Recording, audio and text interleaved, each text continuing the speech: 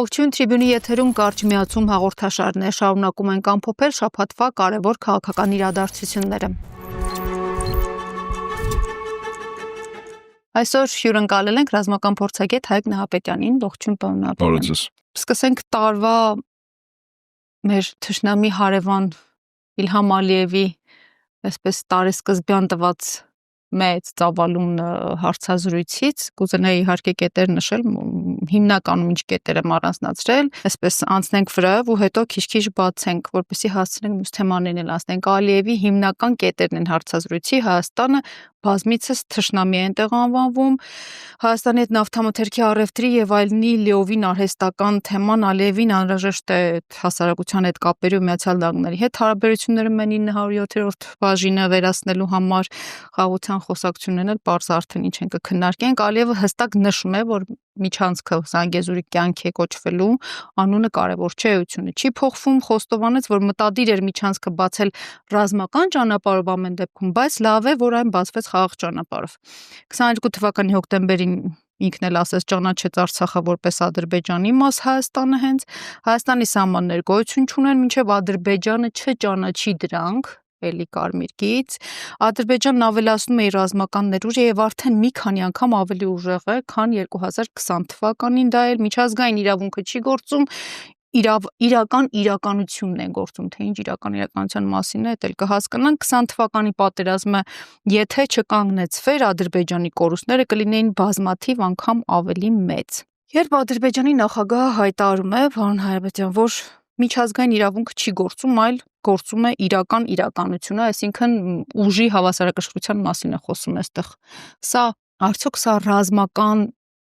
դոկտրինի մակարդակով ինչ որ վտանգ է ներկայացնում մեզ համար, նոր պատերազմի նախապատրաստում է, թե պարզապես sense ճնշման լեզու է էլի օգտագործել։ Իդեպ ես որքան ես գիտեմ, ինքը ձևակերպումը տվել է, այն ինչի մասին դուք ասեցիք, միջազգային իրավունք չկա, եւ հետո ես կզուգահեռեմ Միացյալ Նահանգների նախագահի կեցվածքի հետ, նույն մոտեցումն է, ուրեմն դա ուժն է, շահը եւ դաշնակիցները, ինքը 3 ձևակերպում է տվել։ Միջազգային իրավունքը չի գործում, դրա մասին եւ գործնականում եւ տեսականորեն բարձրաձայնել է եւ քայլերի անում ԱՄՆ-ի նախագահը ներկայիս։ Արդեն 3 քայլ։ Ընդ որում ասեմ ձեզ, ԱՄՆ-ի նախագահը որդեգրել է եւ այն էլի տան, որ իր հետ է որդեգրել է քաղաքականություն, որը ժամանակին ԱՄՆ-ի նախկին նախագահներից մեկի վարչակազմներ կյանքի կոչում Դոնալդ Տրամփի մասին է, որտեղ գրված էր արդարությունը ուժով։ Իսկ արդարությունը բնականաբար ուղղակի կարելի է հասկանալ այդ երկրի պետական շահը։ Հիմա նույն բանը մի փոքր թեև ուժը շահը ասում է, նայ դաշնակիցները։ Հիմա Ալիևը ասում է, որ այն հարաբերությունները, որ ինք ունի այլ պետությունների հետ, Հայաստանի հետ ճշտամական եւ ճիշտ է ասում, որովհետեւ եթե փորձ է արվում ստորագրել մի փաստաթուղթ, որի անունը խաղաղության պայմանագրից դարձավ համաձայնագիր, ուրեմն դու պատերազմի մեջ ես, չէ՞, իսկ եթե պատերազմի մեջ ես, դիմաց երկիրը բարեկամ չի կոչվում, ճշտամիա կոչվում, տարվենք ճիշտ է ասում։ Սահմանների դելիմիտացիա, դեմարկացիա քանի որ չի արվել, եւ Ալիևը դրա վերաբերյալ ասում է, բնականաբար քանի չի արվել, ցանկացած տարածք Ադրբեջանը կարող է վերցնել որպես իրենը։ Իդեպ այնիշ տեղի ունեցավ օրինակ Ջերմուկում, մինչ այդ տեղի ունեցավ Սև լճի շրջակայքում, տեղի ունեցավ Տաուշում առանց կռվի մեղմացած հանձնվեց, այն երկու տեղերը կռվով հանձնվեց, եւ ըստ այդմ Ալիևի քաղաքականությունը հետեւյալն է, ինքը ասում է ես ուժ չեմ կիրառում, բայց ուժի սպառնալիք կիրառում է, ասում է իմ բանակը շատ ավելի հզոր է, քան Հայաստանն է։ Ընդ որում այդ հզորության իհարկե եւ թվականակը եւ զինվածությունը եւ ամենակարևորը ինչով է դա պայմանավորված, օրինակ ուկրաինական ռազմական գործողությունների երբ նայում ենք երկու երկրների եւ Ուկրաինայի եւ Ռուսաստանի բանակները իրենք մոտիվացված բանակ են, այսինքն կռվում են, չեն նահանջում, կյանքի գնով հրամանը մինչև վերջ կատարել։ Սա իդեպ վերաբերում նաեւ ուկրաինական բանակին, այնպես չի որ ուկրաինական բանակի անձնակազմը, ասենք, չի կռվում եւ լավ էլ կռվում է, իդեպ ասեմ մեծ հաշվով նույն ժողովուրդն են։ Բայց ռուսական կողմի առավելությունը ոչ այդքան հերար հրթիռներն են, որոնք խոցում են Ուկրաինայի տարբեր քաղաքների, խորքային քաղաքների, այդ թվում 3 օրինակ Լվովում օրինակ տիպի հրթիռ օգտագործվել, հա, այլ երկնքում իր առավելությունը։ Այսինքն մինչև գրոհայինները մտնեն հակառակորդի խրամատները, դիմադրության բոլոր օջախները, այդ թվում զրահատեխնիկան, այդ թվում հենակետերը ամրացված օդ ուժը երկինքը, այսինքն անօդաչուները, ուղղաթիռները եւ ինքնաթիռները խոցում են։ Եվ երկնքի առավելությունն է որոշում հետևակի դյուրին կերպով այդ տարածքները վերցնելը։ Հիմա Ալիև երբ նման բան է ասում, վերջերս իրենք գնեցին մեծ խմբականակ Պակիստանից 5-րդ սերնդի ռազմական կործանիչներ, որում մի մասն են դեռ գնել։ Այսինքն ինքը իրենց ռազմական ղեկավարությունը գնահատում այդպես, եթե Հայաստանը այդ բախում լինի, երկնքում իրենք կունենան առավելություն ակնհայտ ունեն, առավելևս որ անօդաչու թռչող սարքերը դեռևս 44 օրյա ժամանակ Իսրայելը բավականաչափ եւ տրամադրել էր քանակով եւ մասնագետներով, եւ այդ համագործակցությունը առ այսօր շարունակվում է, եւ իրենք գնահատում են երկնքում առավելությունը ցանկացած ռազմական բախման ժամանակ Հայաստանը իրենց բերելու հաղթանակ, այնինչու մասին կոնկրետ ինքը բարձրաձայնում է եւ Միջանցքի հետ կապված։ Միջանցքի հետ կապված փաստացի ինքը ասում է Միջանցք է նախ կապ չունի անունը ինչ է, այս առումով իհարկե կարևոր է այստեղ Հայաստանի 3 ծառայությունները մեր տարածքում գործառույթ իրականացնելու են Ադրբեջանի հետ սահմանում, թե ոչ։ Դա է սահմանապահ ծառայություն, մաքսային ծառայություն եւ սանիտարական ծառայություն։ Եթե չես իրականացնելու, Փաշինյանն էլ այդ խուճուճ պատասխանները տալիս, ասում այնտեղ սարքավորումները կնայեն եւ այլն, վերահսկեն եւ այդպես չի։ Այդպես չի։ Երկիր մոլորակի որևիցե սահմանում, վերցեք Միացյալ Նահանգների սահմանը, վերցեք Ռուսաստանի Դաշնության եւ Եվրամիությունն ներքին սահմաններ հանել, բայց արտաքին սահմանները, որը Եվրամիության անդամ չեն, այդ ծառայությունները աշխատում են։ Եվ հետաբար Ալիևը մեկ անգամ եւս հաստատում է, որ այդ այսպես կոչված Տրամպի ճանապարհը ուղին դա Միջանցք է։ Այո, դա Միջանցք է, վստահաբար Միջանցք է, բայց եթե այդ Միջանցքը նախկինում Բրիտանիան Թուրքիայի հետ փորձում են տնօրինել Ադրբեջանի ձեռքով, ապա հիմա Բրիտանիայի եւ Թուրքիայի փոխարեն հայտնվել է Միացյալ Նահանգները։ Եթե այդ Միջանցքը նախկինում նպատակ ուներ թուրքական աշխարհը ցամաքային սահման ունենալ Թուրքիայից մինչև Կենտրոնական Ասիայի երկրներ, մինչև Ղազախստանի հարակից Չինաստանի այն սահմանը, որտեղ ուйգուրներն են մի քանի տասնյակ միլիոն, որոնք թուրքական ծագում ունեն, սունի մահմեդական եւ սկզբունքորեն այսպես ասենք, իրական թուրքական էթնոսի ներկայացուցիչները նաեւ այդտեղ են։ Բրիտանիան Թուրքիայի հետ խնդիր ուներ ցամաքային սահման ամբողջությամբ աշխարհագրորեն ապավել, որ անհրաժեշտության դեպքում ռազմական գործողություններ բացի Ռուսաստանի դեմ հարավում եւ արևելքում։ Հիմա Միացյալ Նահանգները եկել տերուտնօրինություն է անում, բայց իր շահերի համար։ Իսկ ամենահամար էսպայն խնդիր չի Ռուսաստանի հետ պատերազմ, ինքը խնդիր ունի Իրանի հետ։ Այսինքն Իրանը վերջին տարածքը, որտեղ ՆԱՏՕ-ն չկար, որտեղ Միացյալ Նահանգները չկային, դա Հայաստանի սահմանն էր։ 144 կիլոմետր, որից 102 կիլոմետրը դա մեր Արցախում ազատագրված տարածքներն են, Կուբատի Զանգիլան Ջեբրայելս ադրբեջանական անվանումներ անում, որ մարդկանց ավելի ընկալել լինի։ Եվ 42 կիլոմետր Մեղրի ագարակ սահման։ Հիմա այդ Մեղրի ագարակ սահմանում Միացյալ Նահանգները հավակնում է, որ տերուտնօրինություն ինքն է անելու, այսինքն Իրանի սահման ինքը այստեղից փակելու է։ Այդ բարձ արդեն Ալիևն այնտեղ ասաց մենք սովորում ենք խաղաղության համար, եմ ասում խաղաղ լինել, այսինքն խաղաղությունը սովորում են Հայաստանի հետ։ Հայ ժողովուրդը լավ գիտի թուրքական խաղաղությունը յաթաղանն է։ Եթե Ալիևի խոսքով Հայաստանի սահմաններ գոյություն չունեն, էլի դա հետաքրքիր, քանի դեռ Ադրբեջանը չի ճանաչել դրանք, չնայած դրան անդրադարձակ, սա ռազմական տեսանկյունից էլի նշանակում է, որ ակտիվ գործողությունների անցնելու է, թե ինչ որ սադրիչ։ Եթե անհրաժեշտություն չէ, եթե անհրաժեշտություն ինքը ասում է, որ ես ցանկացած բան կարող եմ ասնել։ Ես ունեմ ռազմական գերակայություն Հայաստանի նկատմամբ եւ հետեաբար, քանի որ ունեմ եւ կարող եմ ասնել, ուրեմն Հայաստանի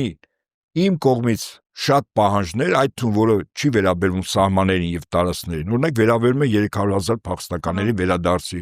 վերաբերվում է, ասենք, փոխհատուցմանը գումարը ռեպարացիային կամ ռազմական տուգանք կոնտրիբուցիա կամ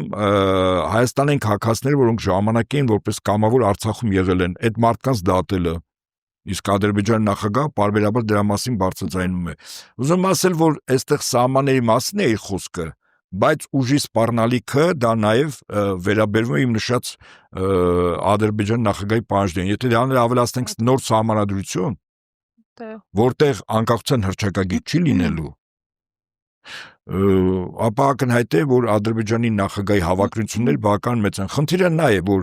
Փաշինյանը սկզբունքորեն պատրաստակամ է այդ ամեն ինչը անելու։ Խնդիրն նա է, մեր ներսում, Հայաստանի ներսում դիմադրությունը որքան է, որպեսզի դա չարվի։ Կա դիմադրություն։ Այն որ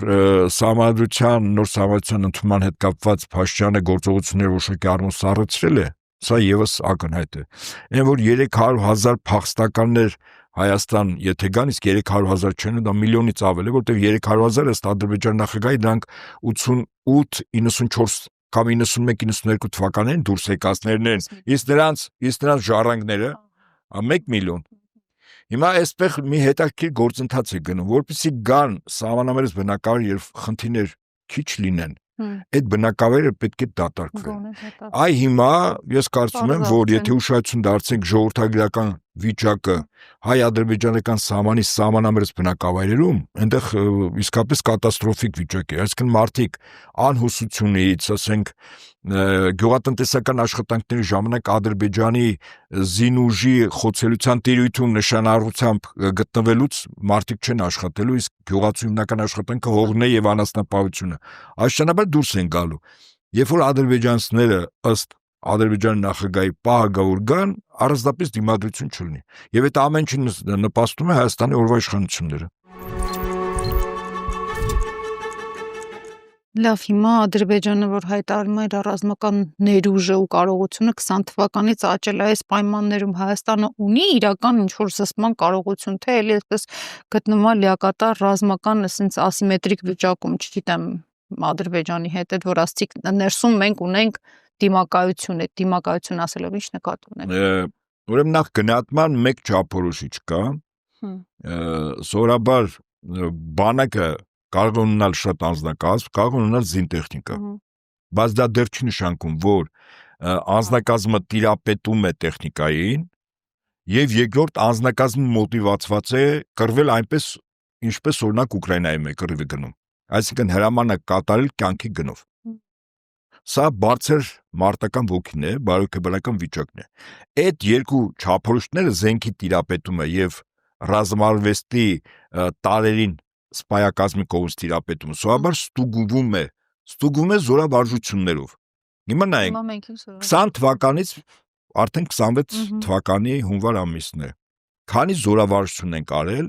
ներսում եւ քանիսը մեր դաշնակից երկրների հետ։ Դաշնակից հանդիվ անհամար Թուրքիայի, Պակիստանի։ Մենք, ես նկատում եմ Հայաստանը 0։ Իբրև Իրանի հետ, բայց ամեն մեկը սահմանի։ Իրանի այդ մի պահ որ եղավ, այնտեղ լրիվ այլ դրվագ ա եղել, այնտեղ Ադրբեջանի հատուկ նշանակության ստորաբաժանում էր մտել մի խումբը ականների վրա պայթել էր, իրանական կողմը իմացել էր, հայերին էր իրենք, բայց դա պլանավորված զորավարժություն չի, փոքր խմբեր են եղել։ Հիմա զորավարժությունը նա է, որ Ադրբեջանը տարեկան 10-ից ավել մեծ զորավարժություն անցկացնում է Թուրքիայի հետ, Պակիստանի հետ, Վրաստանի հետ, սա է զորավարժությունը, ընդ որում դա արտաքին խաղացողներ են, իսկ ներքին զորավարժությունների թվականակը Ադրբեջանն անթիվ անհամար է։ Այսինքն Ադրբեջանի բանակը պարբերաբար իր մարտունակությունը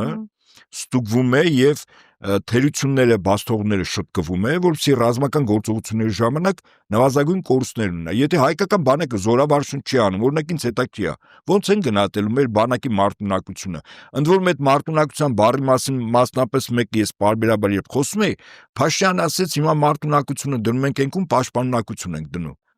Չկա, պաշտպանունակությունը կրիտերիա չափորոշիչ չունի գնահատման։ Մարտունակությունը հստակ ունի։ Զենքի տիրապետում, մարտարվեստի տիրապետում, ստորաբաժանումների ներդաշնակում, բարոյական վիճակ։ Դե եթե նա խաղաղություն է կառուցում, բնականաբար պաշտպանական դիրքավորում ունենա։ Այդպես չի, հիմա այդպիսի բան գոյություն չունի երկիր մոլորակի վրա։ Ցանկացած երկիր զինուժ ռազմական գործողությունների ժամանակ նաև կարող է հարձակողական գործողություններ իրականացնել։ Օրինակ, եթե միտեղ հակառակորդը ունի առավելություն հարձակման ժամանակ, դու կարող ես այնտեղ որտեղ դիրքային առավելություն դու ունես, դու ինքդ հարձակվես, որպեսզի հակառակորդին ճնշես իր առավելությունը այլ վայրում թուլացնես։ Բայց ինչ կապ ունի դա պաշտպանունակության հետ։ Եվ հետեաբար ես ոնց եմ ասում, գնահատում եմ մեր բանակը զորավարժություններին չի մասնակցում, հավաքական անվտանգության պայմանագրի կազմակերպության բազմաթիվ զորավարժություններից հայկական կողմը հրաժարվել է, կեցվածքը դրսևորում, սա ինչ է, մեր բանակի մարտունակության ստուգման չափորոշիչներ են, որը հիմա չունի, դրան էլ եթե գումարենք 6 ամսով ուրեմն կրճատել են ծառայության ժամկետը, ժամկետային զինծառայողների, եւ եթե դրան էլ գումարենք, որ մարտական հերթապահության տանում են մարդկանց, որոնք վարժական հավաքներ են, իսկ վարժական հավաքների անձնակազմին դու իրավունք չունես տանել մարտական հերթապահության։ Ես ուղղակի մեկ թվական տվյալ ասեմ, մարտական հերթապահության գոնե իմ ծառայության ժամանակ զինծառայողը ժամկետային գնում էր զորակոչվել ուսումնական զորամաս, 4-ից 5 ամիս ձեռք էր բերում զինվորական մասնագիտություն, ամենայն հավանականությամբ ստանում էր կրտսեր հրամանատարի ուրեմն կոչում, սերժան։ Գնում էր մարտական հերթապահության զորամաս, այնտեղ միանգամից իրեն չէին հանում դիրքեր, առնվազն 1-2 ամիս մարտական հերթապահություն իրականացնող դիրքերում ինքը թիկունքային վիճակում էր, աստիճանաբար ինքը սովորում էր նրբություններ, որտեղ հակառակորդի դիպուկարներից, ասենք ինչպես խուսափել, ինչպես ականապատած դաշտերի վրա հանկարծ դուրս չգալ եւ այլն, այսինքն առնվազն 5-6 ամիս է պետք, որ 18-19 տարեկան զորակոչված վականին առողջ եւ այդպես պինդ երիտասարդը 6 ամիս հետո գնա մարտական հերթապահության։ Հիմա ժամկետային զինծառայողների փոխարեն պաշտպանության փոխնախարարներից մեկը դրա մասին ասել էր, որ մենք ստիպված ենք տանել, որտեղ անձնակազմը չի բավականացնում։ Հիմա տանում են մինչև 40-45-50 տարեկանների, որոնք վերջին անգամ զենք չգիտեմ երբ են բռնել։ Ֆիզիկականը երբեք չափելի չի, ենթալենք 18-20 տարեկանի ֆիզիկականի հետ։ Մարտական ոգին կամ այն որակները շատ ավելի ցածր է, որտեղ մարդը ասենք բարեկեցիկ կյանքից լավ ապրում է, մեկ էլ հայտնվում է դիրքերում։ Ինքը հոգեբանորեն պատրաստ չի կռվել, չնահանջել եւ այլն։ Եվ պաշտպանության փոխնախարարը ասում է, այո, քանի որ անձնակազմը քիչ է, մենք իրենց ենք հանում։ Ասենք սա ուղղակիորեն հանցագործություն է։ Եվ պաշտպանության նախարարը եւ պատերազմի ժամանակ ըստամբության գերագույն հրամանատար կոչությանը օրենքով պիտի դատվեն, որտեվ այն ինչ որ անում են այդ վարժական հավաքների անձնակազմին հանում են մարտական դիրքեր, մեծ հաշվով այդ անձնակազմի մեծ մասը ռազմական գործողությունների կոնկրետ թատերաբեմում սկզբունքորեն մեծ զոհեր է տալու եւ ասենք նահանջ ապահովելու։ Ասենք այս իրավիճակում իհարկե Ադրբեջանը բանի մասին գիտի, առայց որ Հայաստանի կոմպետենտ կառույցների ղեկավարները դրա մասին հրապարակաբել ասում են։ Գոնե ինչպես ասում են, բերաները փակ բան չխոսեն, թե մարտական հերթապահություն դու ունես հանում։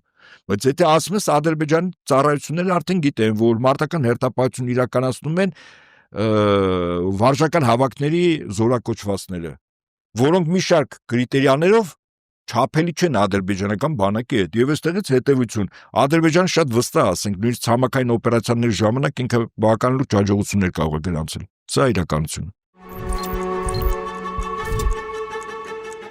Այսինքն տեսեք, Ալիևը ըստ էության իր հարցազրույցով էլի իրենց ուժեղ կողմերը ավելի մատնանշեց, ընդգծեց, ասեց, որ իրենք պատրաստ են բոլոր առումներով, այո, դա սպառնալիք է։ Կոնկրետ սպառնալիք է, այս դեպքում դուք որպես ռազմական փորձագետ էլի գնահատեցինք, հասկացանք, փաստորեն պատերազմական ռիսկը չի նվազել, ճիշտ հակառակը, ավելի աճել է։ Իհարկե, որտեղ նրանց ներուժը մեծանում է, մենք մեր դաշնակիցների հետ հարաբերությունները գնալու վատացնում ենք եւ սկզբունքորեն մարդկանց մոտ այս իրավիճակը, եթե քիչ թե շատ համարժեք գնահատող մեր երկրի քաղաքացիների մոտ շատ բնական է հուսալիքության վիճակ է, չի առաջանում։ Այսինքն որը նաեւ կարող է պատճառ դառնալ արտագաղթի, այսինքն ժողովրդագրական կտրուկ վիճակ փոխվել։ Հիմա լուծումը ո՞րն է, այսինքն այս վիճակում։ Լուծումը մեկն է եւ հնարավոր է կարճ ժամանակում իրավիճակը անվտանգային տեսանկյունից շտկել, իհարկե հնարավոր է։ Բայց այս իշխանությունները կառավարման ղեկին պիտի չլինեն։ Ու պատկերացեք տեսականորեն այլոք են, որոնք սրանց վերարտադրությունը չեն։ Ինչ պետք է անի, որտեղ մեր բանակին բականի երկար ժամանակ է պետք գալ այն չափորոշիչներին եւ զինվածության, եւ անձնակազմի քանակով, եւ մարտական ոգով, որը կար, ասենք, մինչև 2018 թվականը։ ասենք ամիսներ չասեմ, կարող է տարուց ավել է պետք, քրտնաջան աշխատանք, բա նոր իշխանությունները, որ եկավ, իրեն Ադրբեջանը մի տարի ժամանակ է տալու, վստահաբար ոչ, հասկանում եք, չէ, որ այս նոր իշխանությունների թիմ եք խնդիրը անվտանգային այս բացը լրացնելն է, բա ինչ տանի նոր իշխանությունը, լուծում կա, ես ասում եմ, այո, լուծում կա, նոր իշխանությունը, առաջին խնդիրը մեր երկրի անվտանգության հետ կապված, պատկան կառույցների ղեկավարները ուղղակիորեն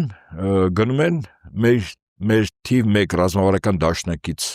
Ռուսաստանի դաշնություն հանդիպում են իրենց գոլեգաների հետ եւ առաջարկ են անում։ Ինչ առաջարկ։ Հայաստանը Ռուսաստանի հետ 95 թվականին ունի ռազմական համագործակցության պայմանագիր։ Պայմանագրի որոշ կետեր ու դրույթներ պետք է փոխվի։ Մասնավորապես Հայաստանը կարող է առաջարկել, որ Հայաստանում կարող են տեղակայվել զինատեսակներ, զսպիչ զինատեսակներ, որոնք օրինակ տեղադրվել են ոչ ավել, ոչ պակաս Բելարուսում։ Դա վերաբերվում է, ասենք, բալիստիկ հրթիռներին, վերաբերում է օրիշնիկ տիպի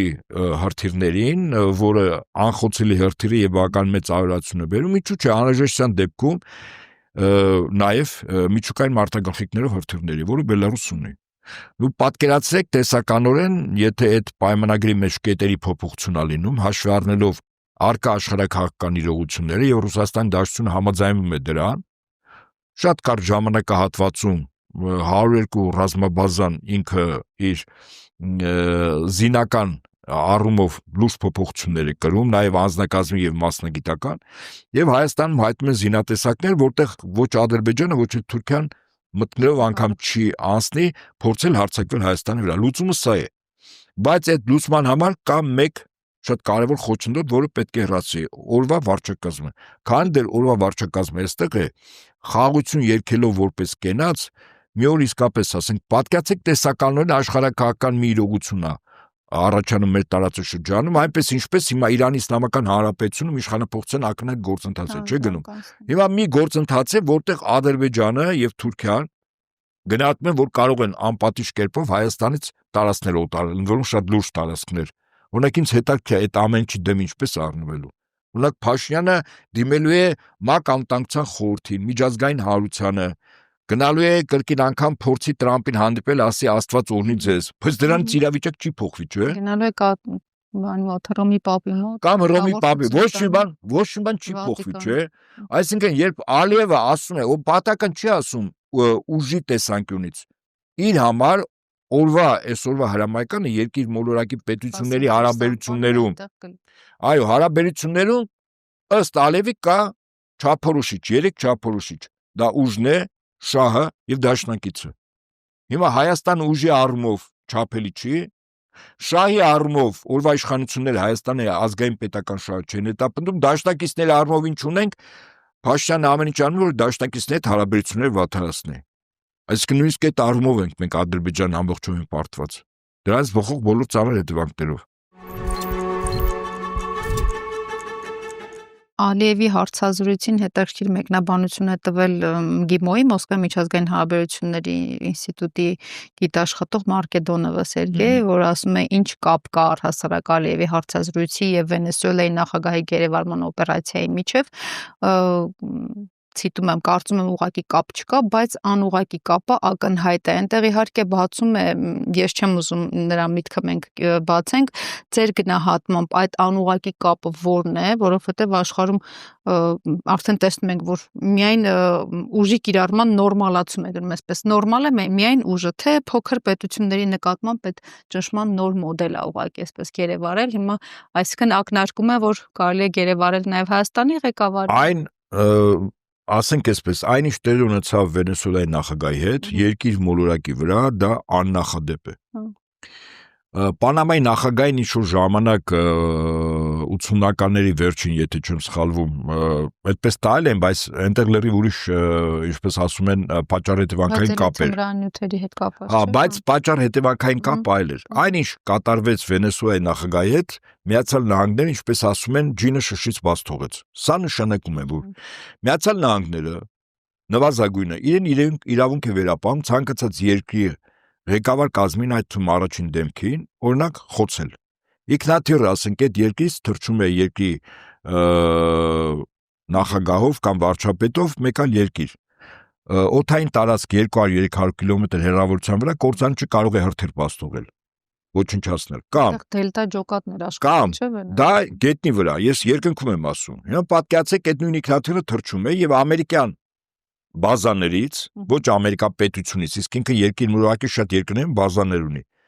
ավիակիրների վրա, որտեղ ինքնաթիռները բարձրանում են երկինք եւ ուղղակի երկնքում գերեվարում են այն ինքնաթիռը, որի մեջ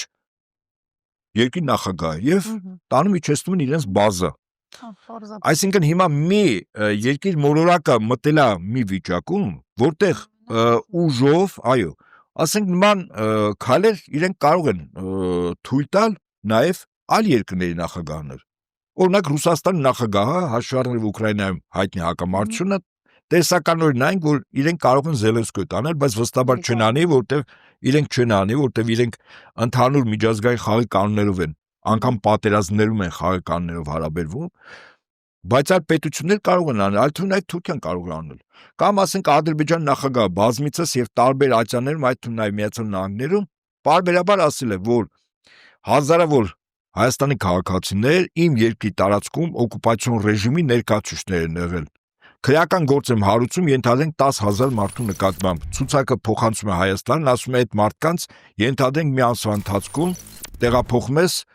դեպի Ադրբեջան կամ ես գալիս տանը։ Չէ՞ օրինակ հետաքրքիր, ասենք Փաշինյանն ինչ է ասել։ Ես դեռ չեմ ասում Հանրապետության 3 նախագահներին, չեմ ասում գլխավոր շտաբի պետերին, տեղակալներին, այն ջոկատի հրամանատարներին, այն անձիկ, որոնք մարտական գործողությունների մասնակցել են, ստացել են բարձրագույն պարգևներ, նաև մարտական խաչեր, եւ որոնց հրամանները բաց աղբյուրներում կա։ Այսինքն Ադրբեջանի հատուկ ծառայությունների համար պետք է ջան գործադել իմանալ այդ մարդկանց եւ անուն ազգանունը եւ բնակության վայրը։ Հետո այդ բոլորի նկատմամբ միջազգային հետախուզում են հայտարարելու, ասելու են պետք չէ, հա։ Իմ օկուպացիոն տարածքում իսկ Հայաստանը ճանաչել է, չէ՞, Արցախը Ադրբեջանի մաս։ Այդ նշանակում է, որ այն մարդիկ, ովքեր այնտեղ ինքնապաշտպանական մարտերին մասնակցել, ստացել են պարգևներ եւ այլն, այդ մարդիկ համարվում են որպես ահաբեկիչներ, օկուպանտներ։ Եվ Ալիևը միջազգային իրավունքի տեսանկյունից լրիվ իրավունք ունի այդ մարդկանց նկատմամբ հետախուզում հայտարարել։ Եվ Փաշինյանն էլ պարտադրել, որ ով որ հիմա գտնվում է Հայաստանի Հանրապետությունում, ես գալիս եմ այդ մարդկանց տանել, բոլորին ձերբակալումս, հետո ես կլցնեմ կամ մեքենաները կամ ինքնաթիռները տեղափոխեմ։ Սա է իրականությունը։ Այնպես որ Ալիևի այդ ասածներն մենք շատ ավելի լուրջ դենայինք, իսկ ինչ վերաբերում Մարկեդոնովին, Մարկեդոնովը մոտապես նկատի ունի, որ հիմա խաղի այլ կանոններ են, որտեղ միայն բիրտ ուժն է խոսում։ Ընդ որում այդ ուժը միջազգային որևիցե իրավունք, որևիցե կոնվենցիա, որևիցե պայմանավորվածություն չի նայելու։ Հիմա այդ առումով մենք Ադրբեջանի հետ չափելի չենք ուժի տեսանկյունից եւ Ադրբեջանի նախագահ պահ, եթե հարմար աշխարհակական իրավիճակ լինի, ինքը կարող է այդ քայլերին գնալ։ Եվ մենք չզարմանանք ոնց ստացվեց։ Այսինքն բայց տեսեք, եթե Ալիևն ասում է միջազգային իրավունք չի աշխատում, ըստ էության չկա, իրականությունն է աշխատում։ Ստացվում է Վենեսուելայի այդ օպերացիայի համար, այդ նույն մոդելի համար ինքը կարծես էլի լեգիտիմացնում է իր հետագա քայլերը։ Իհարկե, Ալիևը բաց ասում, գոնե այդ առումով, գիտեք, ասենք կարելի է մտածել, որ ինքը այդպես կանի, բայց դրա մասին չասի, գիտեք թե ասում, որտեղ դա սպառնալիք է։ Կոնկրետ Հայաստանի օրվա իշխանությունների նկատմամբ սպառնալիք, որտեղ այդ սպառնալիքով Ալիևը ակնկալիք ունի բոլոր այն պահանջները, ինչի մասին ես մի փոքր առաջ թվարկեցի, այդ պահանջների մի մասը հիմա կատարվի, մի մասը խորհրդանական ընտրություններից հետո կատարվի եւ այդպես շարունակ։ Այսինքն Ալիևը հետամուտ ալներ իր պահանջներին։ Այդ 300,000-ը հեքիաթ չի։ 300,000-ը 1 միլիոն, այս 1 միլիոն պատկերացրեք Հայաստանի սահմաններում գալու են։ Ոնց են ապրելու դրանց անվտանգություն, աշխատանք, տուն, կենսագործնեություն։ Ադրբեջանը ասել է դու չես կարող ապահովել, ես եմ գալիս ապահովել։ Այսինքն տարածքի օկուպացիան նաև խաղաղ ճանապարհով է լինում, այնպես չի որ միայն պատերազմում գալիս գրավում ես, հետո ասում ես իմնա եւ իմ ժողովուրդը պետք է ապրի։ Սա էլ է օկուպացիայի կոնկրետ քայլ։ Իսկ Հայաստանի օրվա իշխանությունները ինչքանով են մեր ժողովրդի ներուժը գեներացել է ամեն ինչի դեմ առնելու։ Ավելին այդ ներուժը ոչ միայն չեն գեներացնում, այլ ազգային այն ինստիտուտը, որը փորձում է գեներացնել, որտեղ մարդկանց մոտ մոտիվացիա է դնում հայրենիքի հավատի Աստծո, խոսքս հայ առաքելական Սուրբ եկեղեցու մասն է։ Փաշինյանը նաև թիրախորում է դա։ Այսինքն կարելի է ասել եկեղեցին թիրախ է առաջնորդին Ադրբեջանի Թուրքիայի, որի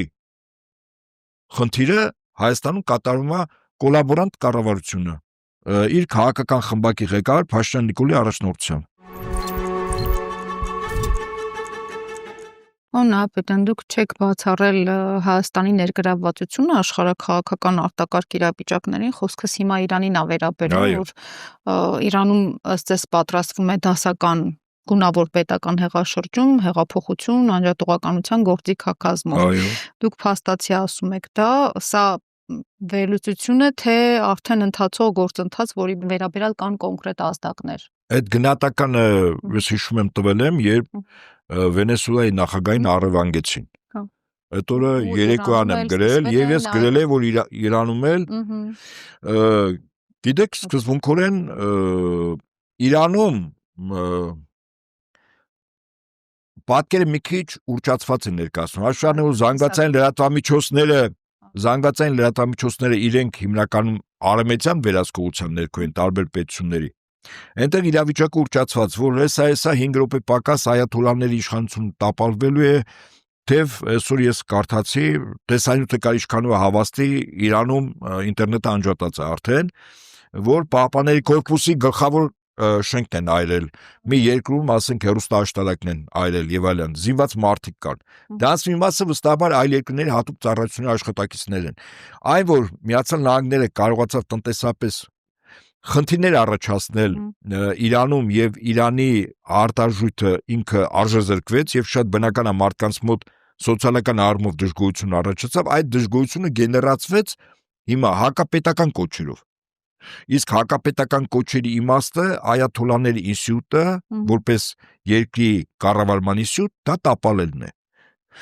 Եվ այսօր առերևույթ ասում է 5-րդ շարաշությունը, որ մեր խնդիրը այաթոլլաների ինստիտուտը տապալելն է, չէ՞։ Ես ձեզ վստահաբար ասեմ, որ պայն տեսականորեն դա ստացվի, եթե ստացվի, որին ես ոչ միայն չեմ ցանկանում, որտեղ մեր հարևան Իրանում եթե այդ ինստիտուտը տապալվեց, ինքը սկսելու է հաջորդ փուլը, անջատողական տրամադրությունները, այսինքն այդ երկրում ազգության պարսիկներից զատ կա 4 հիմնական էթնիկ խումբ, որոնք սկզբունքորեն պատրաստ են իրենց տարածքի վրա ստեղծել պետություն։ Ես նշեմ, առաջինը քրդերը, երկրորդ ազերիները, որտեղ Ալիևը հավակնում է, որ այդ մասը Թավրիզ Սպահան կենտրոններով, իդեպ Սպահանում բավականին ակտիվ են, միանա Ադրբեջանի ստեղծելով մեծ Ադրբեջանի երկրորդ էթնիկ խումբը, երրորդը բելուժները եւ չորրորդը փուշտունները։ Այսինքն Իրանը սկզբունքորեն կարող է ամբողջովին մասնատվի, պատկերացրեք մոտ 100 միլիոնանոց պետություն է։ Երբ այդտեղ անջատողական տրամադրություններ, երբ որ մրցակցություն, կռիվներ, պատերազմներ, ինչ եք կարծում, փախստականներ լինելու են, վստահաբար լինելու են, որտեղ ժողովրդի մեծ մասը այդ կռիվներ։ Իսկ այդ փախստականներ ուր տի գնան։ Մի կողմից որ նայում ենք, մի ուղղությունն է Ադրբեջան սահմանակից եւ Հայաստան։ Հիմա 100,000-ով փախստական որ այստեղ եկավ։ Ընդ որում այդ փախստականները մեծ սահմանակից են ազերիներով։ Իսկ իրեն գալու են լցվեն, ընդ որում պատերազմների ժամանակ փախստականներին կանգնեցնելու մի ձև կա, զենքով թույլ չես տալիս։ Այդպիսի մի վերջին դեպք եղավ Գազայի հատվածում, երբ պաղեստինցիները փորձում էին Եգիպտոսի հետ սահմանով անցնել, Եգիպտոսը թույլ չտվեց։ Հաշվի առնելով, որ Եգիպտոսում մի ժամանակ իշխանափոխություն եղավ եւ իշխանության եկան մուսուլման եղբայրները, եթե հիշում եք։ Այդ մուսուլման եղբայրների պաղեստինյան թևը հենց Համասն է։ Համասը ինքը մուսուլման եղբայրների պաղեստինյան կառույցն է։ Եվ դրա համար թույլ չտվեց, հաշվի առնելով, որ մի անգամ իր գլխին այդ փորձանք եկել է, զինվորականները մի կերպ կարողացան իշխանությունը հետ խլել մուսուլման եղբայրներից, այո։ Եվ այս առումով իրենք դիմադրեցին, փակեցին սահմանը, զինված առումով ուղղակի չեն թողել։ Հիմա եթե գալիս են Իրանից ազերիները 100,000-ավոր, գալիս են Հայաստան, օրինակ հետաքրքիր Հայաստանի իշխանությունը ինչ անելու։ Ադրբեջանն էլ ազերն տալ է, փաստորեն այդ տեսանկյունից։ Պատկերացնում եք, այսինքն էս էլ տարածքի օկուպացիան արդեն Իրանից փախստականների կարգավիճակով գալիս են այստեղ, բա ասում են մարդիկ այնտեղ պատերազմա գոնե գալ այստեղ չզոհվեն։ Այսինքն ես ուզում եմ գնահատել, որ այս պայն Իրանում գործընթացը մեզ համար ոչ այդքան շահեկան է, մեղմ եմ ասում, ոչ այդքան շահեկան, որտեվ հələ փախստականներ մի կողմ, իսկ եթե Ադրբեջանը փորձեց ուղղակի Հայաստանից ուղղակի այն կեսը, որ անցնում է Արարատի մարզով, քարտեզով, ուղղակի կտրի եւ դա հայտարարի ենթադրենք, որ 300,000 փախստականների համար տարածք եւ մեծ ճամբար պատրաստի Իրանից ազերիների փախստականների, ինչ են կանելու։ Ունեք հետաքրքիր, սա հեքիաթների դաշտ չի։ Այսինքն այն գնահատականները, որ տրվում է, շատ տրամաբանական հետևություններ է, այն գործընթացների process-ներ, որ հիմա գնում է մեր հարևան Իրան Իսլամական Հանրապետությունում։ Աստված մի արասե, եթե այնտեղ իշխանափոխություն եղավ, այդ իշխանափոխությունը գեներացնելու անջատողական տրամադրություններ, շատ բնական է, եւ ամենամեծ հնարավորությունը, որ այդ անջատողական տրամադրությունը Իրանից պատառ փոկի այլ պետություն կպցնի, դա Ադրբեջանն անելու։ Արած որ այդ անջատողական տրամադրությունները եւ Թավրիզում եւ Սպահանում եւ այն տարածքներն, որտեղ ազերիներ շատ ավելի բարձր են։ Իրականում, հա, ձեր խոսքում իմ համար ամենավտանգավորը հենց դա էր, որ Հայաստանը ներգրավված է լինելու, արդեն բացեցինք դրա մասին, էլ ասելիք չկա պարզապես, չգիտեմ, ձեր ներկայացրած նկարագրած սցենարը Հայաստանը ունի գոնե մեկ գործիք դուրս մնալու այդ աշխարհական քաղաքական փոթորիկից, թե ունի գործիք հայտնվելու ենք այդ գործիք կա, մեկ օրվա ընթացքում Փաշինյանը հրաժարական տա։ Էլ եկանք Փաշինյանին։ Վստահաբար, բա խոչընդոտ ինքն է։ Նույն օրը հրաժարականի ժամանակավոր կառավարություն է ստեղծում, որ ուղղակի թռնում է Մոսկվա։ Նույն օրը 1 ժամ հետո թռնում են ժամանակավոր կառավարության ուժային կառույցների ղեկավարները եւ այն փոխվարչապետը, որը համակարգելու է այդ աշխատանքը, ուղղակի Մոսկվա են թռնելու։ Որտեղ վերջին հաշվով այս տարածաշրջանը Ռուսաստանից փոքր հասկանալի է, որ այլևս թուրքական աշխարհը դառնում է սահմանակից Հյուսային Կովկասին։ Իսկ այնտեղ մի ժամանակ գիտենք, չէ, արևմուտքը ինչպես էր գեներացնում անջատողական տրամադրություններ, Չեչնիայից սկսած։ Եվ այնտեղ այդ process-ները վստահաբար նորից գլուխ են բարձրանալու եւ Դաղստանում եւ Չեչնիայում այդ այսպես սառեցված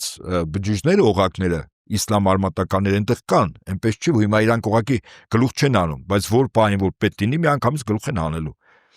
Եվ պատկացեք Հյուսային Կովկաս նաև փոկելու խնդիր կա։ Էլի փոկելու։ Իհարկե փոկելու, որտեվ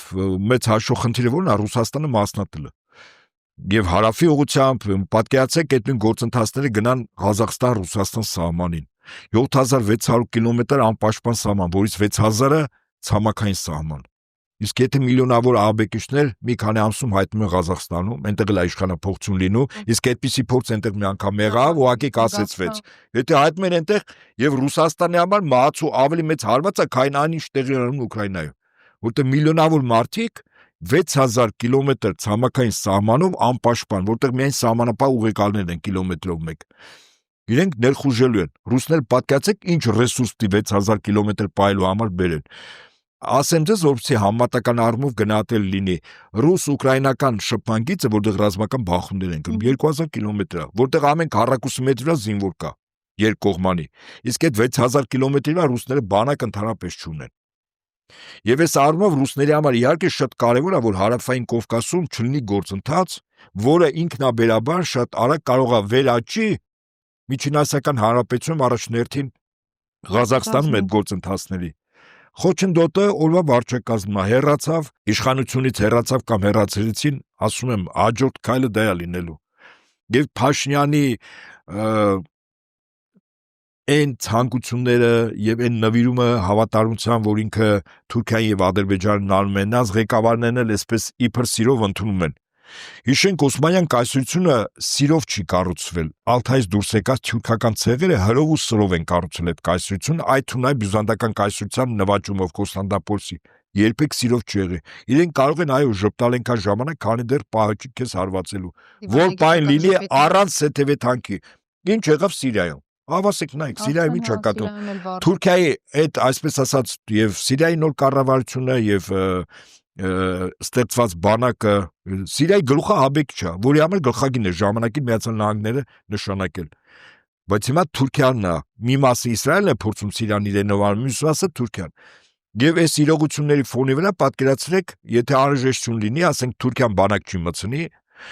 բայց Ադրբեջանը պատրաստական է այս տարածքներ վերցնել, առավել եւս որ Ադրբեջանը ասում ամբողջ Հայաստանը իրենց պատմական հայրենիքի մի մասն է, բայց հետաքրքիր որ պատմական հայրենիքի։ Այսինքն եթե իսկապես պատմության խորքերն են գնում, չէ, բայց իրենք հիմա վերցել են եւ դա պետական մակարդակով 2011 թվականից վերցել են մի քաղաքականություն ըստ որի Պարսկաստանում 234 տարի 1502-ից 1736 թիվ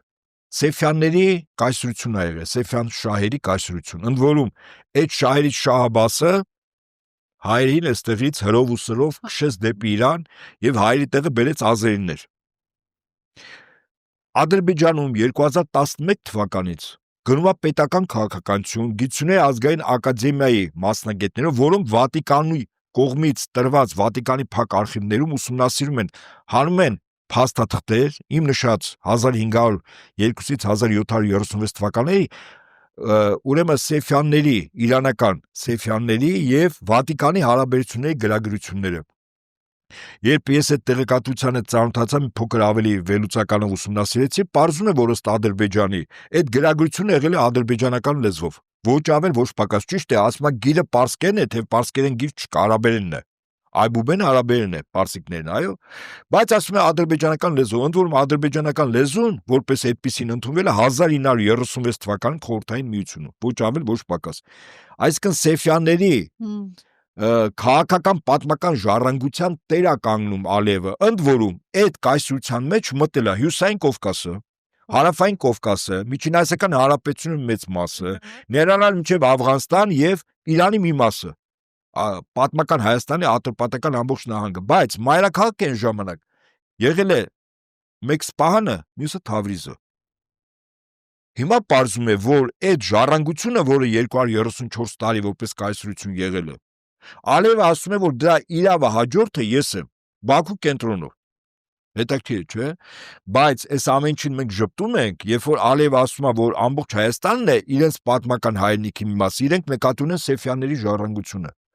Որ պատական չի Վատիկան 2011 թվականից փաստաթղթեր տրամադրում Ադրբեջանում, Ադրբեջանի եւ բուհերում եւ դպրոցներում կրթական հաստատություններում միտք է դրում, որ այդ տարածքում ապրող ադրբեջանցիները դրանք Սեֆյանների ժառանգության հետնորդներն են։ Այսինքն ստեղծում է մոտիվացիոն դաշտ, որ եթե պատերազմ լինի եւ Ադրբեջանի զինվորը պիտի գա Հայաստան, ինքը չի գալու որպես նվաճող, որտեվ գրավողի նվաճողի հոգեվիճակը եւ ազատագրողին լրիվ տարբեր է։ Նվաճողը առանձնապես չի ուզում, ասենք, նվաճելու համար զոհվել։ Նույն ավազակն է, ավազակը օրինակ եթե միտում գնում է թալանի եւ կա դիմադրություն, ինքը իր կյանքը չի տա։ Այդ թալանի ասում է գնամ կողքի տունը թալանանեմ, այնտեղ դիմադրություն կարող է չլինի։ Այսինքն եթե գրավողն է գալիս, ինքը պատրաստ չի մեռնելու, այ երբ որ ազատագրողն է գալիս, ասում է իմ նախնիկից գողացել եք, հիմա գալիս եմ ես վերադարձնեմ։ Ազատագրական պատերազմ եւ այն ինչ հիմա Ադրբեջանում, այո, Ադրբեջանում պետական մակարդակով 2011-12 թվականից ներդրվել է, որ Ադրբեջանը իրավաքաղաքական եւ պատմական ժառանգորդները Սեֆյանների կայսրության։ Իսկ Սեֆյանների կայսրության ժամանակ Հայաստան ամբողջ տարածքը Սեֆյանների կայսրության մի գավառ է, այսպես ասենք։ Հիմա բանակ է սարքվում նաեւ, որ այս տարածքը վերս, այդ թվում նաեւ Հյուսային Կովկասը։ Իդեպ ասեմ, Ալիևը որ ասում է Դերբենտը մերն է։ Ես հիշում եմ արձագանք էստեղ եւ քաղաքագիտական եւ փորձագիտական շրջանակների մեծ մասը հեգնում էին։ Ասենք ես այդ ժամանակ սկսեցի, ինչպես ասում են, ուսումնասիրել, հասկանալ, թե որը որից հետո է։ Երբ որ պարզվեց օրինակ 2012-ին Վատիկանի փակ գաղտնի արխիվներից 40 փաստաթուղթ 1000 էջանոց տրվել է Ադրբեջանին։ Ադրբեջանը Հեյդար Ալիևի անունով ֆոնդ ունի, որը տասնյակ հարյուրավոր միլիոնավոր դոլարներ ներարկում է անում Վատիկանին։ Վատիկանը կաթոլիկ եկեղեցիներ է բացում Ադրբեջանում։ Ադրբեջանի ներկայիս առաջին երկրորդ դեմքերը նախագահ եւ իր տիկինը փոխնախագահ Մերիբան Ալիևան պարբերաբար գնում են Հռոմ։ Այդ ի՞նչն է իրանց միավորում։ Ավասիկ միավորում է այն, որ այո, Վատիկանն է դարձել Ադրբեջանի Սեֆյանների որպես իրավաժառանգորդ գիտական փաստաթղթավորման աղբյուրը, իրենց արխիվներից է տրվում։ Եվ Ադրբեջանը իր ժողովրդին պատրաստում է հոգեբանել մի վիճակի, որ եւ Հյուսային Կովկասը, որի վերաբերյալ դեպ Ալիևը առանց սեթեվեթանքել ասաց Դերբենտը, որը Ռուսաստանի տարածքում ամենահին քաղաքն է, ասաց մերն ա եղել։ Բայց եղբայր չեք հարցնում այդ մերը ո՞նց ա եղել։ Պարզվում Սեֆյանների ժամանակ է եղել, այո, Հյուսային Կովկասը եղել է Սեֆյանների կայսրության մի մաս։ Եվ Ադրբեջանը հավակնում է այս տարածքի վրա, այսինքն ես ուզում եմ նաև որոշակի առումով այն հանգստությունը, որ տիրում է մեր եւ քաղաքական եւ փորձագիտական շրջանակներին, Չեմ ասում, ես խոճապ եմ առաջացնում, բայց ես ասում եմ հիմա մի վիճակ կա, որտեղ շատ իրատեսական է Ադրբեջանի կողմից ռազմական գործողություններ վերսկսում մեր երկրի տարածքի վրա։ Առավել եւս, որ հիմա Իրանում արդեն գնում է գործընթաց։ Եթե ես սա առաջ ասում եմ տարիներ առաջ որպես տեսություն, ասում եմ, որ կարող է տեսականորեն լինի։ Հիմա մենք դրա ականատեսն ենք։ Մենք ապրում ենք այն օրերը, որտեղ Իրան պետությունն է մասնատվելու։ Որ պայն մասնատվեց, ասում եմ, այդ հրդեհը, որը որ մեր առնվազն 3 հարևանների մոտ է բռնվելու, Ադրբեջան, Թուրքիա, Իրան, մեր մոտ է գալու, բայց հրդեհը հանգցնելու մենք ինչ միջոցներ ունենք։ Ասենք Փաշինյանն էր ճողոպրեց, ընտանիքը նստեց ինքնաթիռով թռավ։ Հետո, չէ ինձ հետաքրքիր է հետո։ Այն ամբողջ վարչակազմը, որը հլու հնազանդ ծառայում է իրեն, օրինակ իրենք ինչ են անելու։ Ոնց են փախնելու։ Օրինակ, միակ ճանապարհը, կյանքի ճանապարհը Վրաստանն է, չէ՞, տեսականորեն։ Մարնելու շրջանում միլիոնից ավել ադրբեջանցի է ապրում, նույն պահին իշտում են ճանապարհը փակում են, վերջ, ամբողջովին շրջափակված է։ Ես չեմ ասում, որ գալու են կոտորեն, կարող ասեն չեն կոտորելու, բայց ինչ ունեք, թողում եք, կիսամերկ վիճակով ստեղից դուրս եք գալիս։ Բայց ընդ որում տարիքով մեծերը, իքական սերը, երեխաները մնում են մեզ մոտ։ Տղամարդիկ տարիքով մեծերը դուրս են գալիս, չէ իրենք էլ դուրս չգան, որտեվ նրանք ժամանակին Արցախում կռվել են։ Իրենց էլ ենք բռնելու, տեսնենք ով է։ Ես ես որ ասում, հեքիաթների դաշտից չեմ ասում։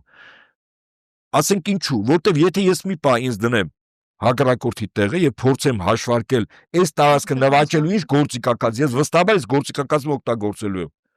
Առավել ես որ միջազգային իրանք հասկացություն գոյություն չունի։ Փաշտյանի ամբողջ այս խոսույթը խաղաղություն, իրանցի պատ, միջազգային իրավունքներ, չէ, չկա միջազգային իրավունք։ Ալևես ասածը շատ որպես գիտեք ասենք ոնց որ եկեղեցու վտանգի ժամանակ խփող զանգ լինի։ Իսկ արձագանքը ես փորձագիտական շրջանակներում լրահոսում նայում եմ, արձագանքը համարը չկա։ Եվ շնորհակալություն որ ես հաղորդման ժամանակ այդ թեման դուք բարձրացնում եք։ Որտեվ եթե Ալիևը ինքը հող է նախապատրաստում, հարցակման համար Ալիևը հող է նախապատրաստում, եթե Իրանում իշխանափոխություն հաջողվի, տեսականորեն եմ ասում, նույն պահին գնալու են անջատողական տրամադրություններ, տարբեր գնահատականներով 20-ից մինչև 35 միլիոն ազերի է ապրում։ Իրանի տարածքում դա միանգամից պետություն է հռչակում կամ ասում եմ միանում եմ իմ եղբայրական Ադրբեջանին Բաքու կենտրոնով։ Դու պատկերացնում եք ինչ ա լինելու։ Հայաստան եթե տեսականորեն մեզ լսողներ քարտեզի վրա որ նայեն, կհասկանա որ ուղղակի մենք բան ենք, այդ ամբողջ տարածքի վրա մի կետ ենք դառնալու։ Եվ իրենք առանց սեթևեթանքի մտնելու են այս տարածք։ Ասենք որ միջազգային իրավունքով Ադրբեջանի 5-րդ սերնդի ռազմական կործանիչների կամ նորագույն տանկերի դեմ առնում, այդ որ միջազգային իրավունքն է առնում, այդ որ միջազգային իրավունքով ինքնիշխան երկրի նախագահ, Վենեսուելայի նախագահ Մադուրոին գերեվարեցին, առևանգեցին, հետո գերեվարեցին, որ միջազգային իրավունքով։ Այսօր իդեպ Ռուսաստանի որոշակի առումով ձեռքերն էլ է որոշակի ազատություն տրվել։ Արեշնիկ տիպի հրթիռը որ օգտագործեց, դա լրջագույն զենք է։ Ինքը արեշնիկը միջուկային զենք է առանց ռադիացիայի, որտեվ հալածում է մինչև 3-ից 4000 աշճան եւ հզոր պայթյուն ունի։ Մի անգամ է չօգտագործել, երբ Կիևի Յուժմաշ ռազմարդյունաբերական համալիրի խորհրդային միության ամենամեծ գործարաններից մեկի վրա գցեցին այդ ամբողջ տարածքի իր արտադրությամբ աշխատողներով հալեց։ Հիմա երկրորդ անգամ Լվովում է օգտագործել 3։ Այսինքն Ռուսաստանն էլ եթե արդեն ուժի բացահայտ կիրառում է, Ռուսը ասենք միջուկային զենք չօգտագործում, բայց նույնպես եմ ասում, Արեշնիկը միջուկային զենք է առանց բանի ռադիացիոն ֆոնի։ Եվ վառնել Ադրբեջանն ու Թուրքիան են ասելու։ Ինձ հետաքրքիր նորից եմ ասում, լավ Փաշինյանը թռավ։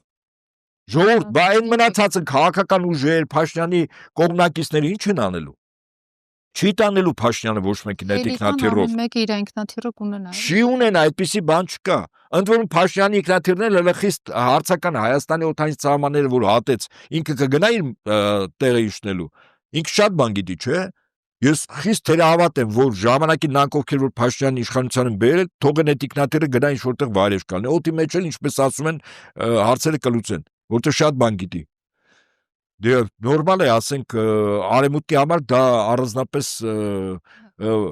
խնդիր չի։ Բերեզովսկին, որը հլունազանդ գրաված խորհրդային միության իրական կառավարիչներից մեկն էր, Բրիտանիայում ինչ արեցին, կախեցին։ Ասեց այդ պարզամիտը այնպիսի տեղից էր կախվել, որը ֆիզիկապես որին կուզենար, չէր կարող մի թիկնապահ ուներ, Մոսադի նախկին գնդապետ էր։ Բնականաբար կախել էին։ պահ եկել էր կախել էին։ Սադամ Հուսեյնը ժամանակին իշխանության բերվել է ԱՄՆ-ի կենտրոնական հետախուզական վարչության կողմից, ինչի համար, որ Իրաք պետությունը մեծ հաշվով պատրաստվի այլևս Իրանում իսլամական հեղափոխությունից հետո այաթոլլաների ինստիտուտը որպես նրանց դեմ պատերազմ 8 տարի պատերազմ արեց Իրաք-Իրան։ Սադամին դրա համար աճեցրեցին, որ Իրանին խնդիրներ առաջացնեն այդ այաթոլլաների կառավարման ինստիտուտը վերացնեն, չկարողացան, հետո վերջում ինչ արեցին, Սադամին կախեցին, կամ ասենք Ֆրանսիայի հետ խիստ ջերմ հարաբերություններ ուներ Լիբիայի նախագահ Կադաֆին, ինչ արեցին, սպանեցին եւ տեսախցիկներ առաջ բռնաբարեցին։ Սա է ուզում ասել Փաշինյան, Զելենսկի, սրանք այնքան մանր նույն չափերի չի նշած երկրի ղեկավարների հետ կապված, բայց արհավիրքը որ գալիս է մեզանից յուրաքանչյուրի տունն է փորձում մտնել։ Ես նորից եմ ասում, ես խուճապ չեմ մտցնում, բայց մենք վտանգի չափը, եթե մենք չենք գնահատում, չունքի պատկերացնում։ Ասեմ ձեզ, մարդը այսպես գնահատեմ, մարդը ինքը իր բնույթով կենթանի է։ Բնազդով, հա։ Կենթանի է, մենք ասուն ենք, կենթանին անասուն է։ Այսինքն մեզ մոտ բանականությունը, իրավիճակը գնահատել, քայլեր անել։ Հիմա կենթանիների թագավոր առյուծը պատկերացրեք երիտասարդ ուժով լեցուն, հիվանդանում է, ինչ որ ջրից խմում է, ինչ որ վիրուս, միկրոբ, հիվանդանում է։ Տեսողություն, լսողություն, հոտառություն, թուլանում է կամ կորում է, չեք կարծում, որ այդ առյուծը շակալների համար, շնագայլերի համար կեր է, որտեղ ինքը ոչ տեսնում է լավ, ոչ լսում է, ոչ էլ հոտառությունն է աշխատում։ Հիվանդ է։ Հիմա մարդը, եթե կամ ժողովուրդը կամ հասարակությունը, եթե վտանգը համարժեք չի գնահատում, ինքը զոհասեղանն է դրվում։ Այդպես եղավ ցավոք սրտի 111 տարի առաջ։ 1915 թվին ինչու հայությունը պատրաստ չէր, ինչու են ժամանակ քաղաքական ուժերը, որոնք գիտակցում էին, չէին կազմակերպում ժողովրդի ինքնապաշտպանությունը, ինչու տղամարդկանց չէին ստիպում բոլորը համատարած տներից ընտանիքներ առնել գնալ լեռները, մեծ մասը տղամարդկանց զորակոչեցին բանակում էլ սպանեցին, այդ պատրվակով, գնային լեռները, կազմեին ինքնապաշտպանական ջոկատներ, ոչ թե մի խումբ ֆիդայիներ, այլ համատարած ինքնապաշտպանություն։ Այն ոսկին, որը գնվում էր բարեկեցի կյանքի համար, պիտի գնվեր զենք, ինքնապաշտպանության համար։ Հիմա չեք գտնում զուգահեռները շատ նման է իրար։ Հիմա Երևան քաղաքի փողոցներում լրատվամիջոցեք հարցումներ արեք մարդկանց հոգեվիճակը, մարդիկ նոր տարի են նշում, հետո նոր տարուց հետո ասենք հանդիպումներ, ծնունդներ, աշխատանք, նոր բնակարան։ Մարդը Հայաստանում ապրում է այնպիսի մի վիճակում, կարծես թե երկրի նորակը համատարած խաղաղության մեջ է։ Երբ որ իմ հարևանի տունը վառվում է, կենցաղով ասեմ, մարդը անհանգստանում ասում է, կարող է հրդեհից մի քանի կայծ իմ տունը մտնի, չէ, առաջին օգնությունը չի։ Եթե քրիստոնյա է, այո, առաջինը օգնությունն է։ Եթե ոչ, շատ տրիվիալ ասում է, կարող է հրդեհ նաև ինձ էլ հասնի։ Չէ, փորձում է հարևանի հրդեհ հանգցնել։ Կամ պատրաստվել, եթե հրդեհի կայծեր բոց հայտնի իր տան շեմին, պատուաններ կամ դրան մոտ հանգցնել։ Բայց հիմա մենք այս ամեն ինչից հեռու ենք այնքան, ինչքան երկինքը երկրից։ Վաղը փորձանքը որ եկավ 15 թիվ ալնելու։ Ես նորից եմ ասում, խուճապ չեմ, բայց ես վտանգը խիստ առարկական, ինչու եմ վստահաբար ասում, որտեղ են ինչ որ հիմա կատարվում է մի քանի տարի առաջ եմ ասել։ Իսկ հիմա այսօր մենք այս պայն հունվարի այսօր 9-ն է։ Հունվարի 9-ին Իրանում գնում է իշխանապողության գործընթաց։ Որ պայն հաջողեց, նորից եմ կրկնում, դե գնալու անջատողականության ֆոնի վրա այդ երկիրը մասնատելու են։ Հարյուրավոր, միլիոնավոր, 100,000 փախստականներ միլիոնավոր։ Ադրբեջանը ատամները սրած սպասում է, որ ստեղ մտնի։ Ունի մոտիվացված բանակ, որ այս տարածքը իրենն է համարվում։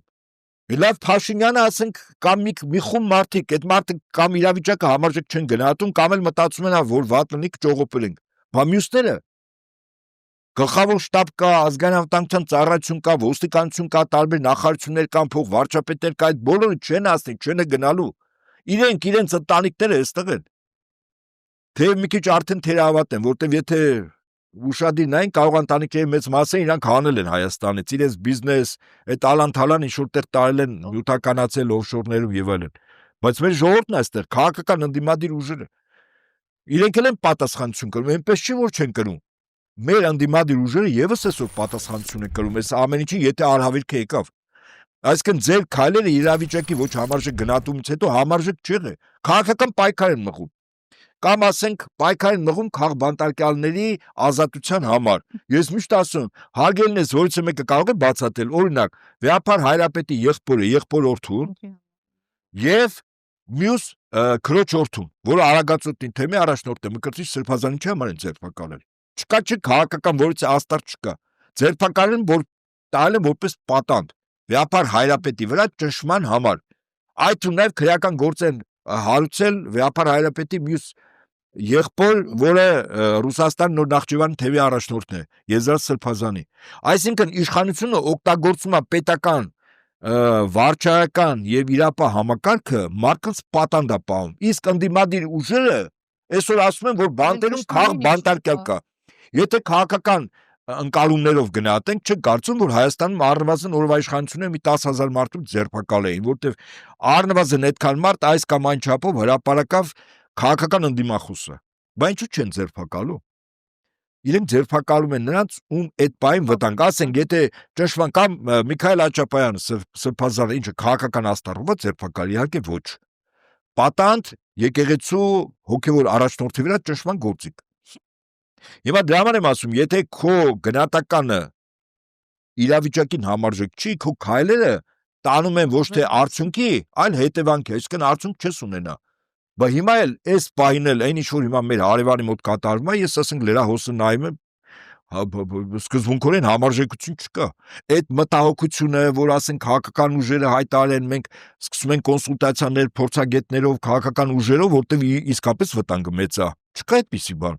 Ինչպես ասում են, հետ տարեմուտյան օրեր ենք անցնում։ Հա, այսպես էլ մենք ծովիսով Հայաստանը բերեցինք, հասրեցինք այս վիճակի։ Հետ տարեմուտյան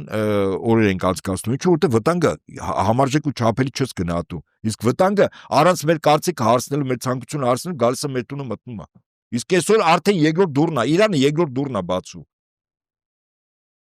Ես էլ կոչ եմ անում քաղաքական ուժերն այս իրավիճակի վերաբերյալ թող եւ խորհրդանական լսումներ կազմակերպեն, որ իրավունքը երկու խմբակցությունը ունի։ Փորձագիտական լսումներ եւ քաղաքական ուժերի ղեկավարների հանդիպումներ շատ արագ ժամանակը մեր դեմ է աշխատում։ Ես հորդորում եմ շատ շատերին, ճանաչում եմ, ինչ ճանաչում եմ, հորդորում եմ այդ ամեն ինչը արագացված կերպով արնեք։ Իսկ տեղեկատվական օրակարգը այսօր վեապար Հայրապետ հրաժարական կտա թե չէ։ Փաշտյան Նիկոլայես եկեղեցին կգնա թե չէ։ Բայց դա Ադրբեջանի բանակի եւ Թուրքիայի հուզում է։ Արագ չի հուզում, այո։ Շնորհակալ եմ ձեզ։ Ես էլ եմ շնորհակալ։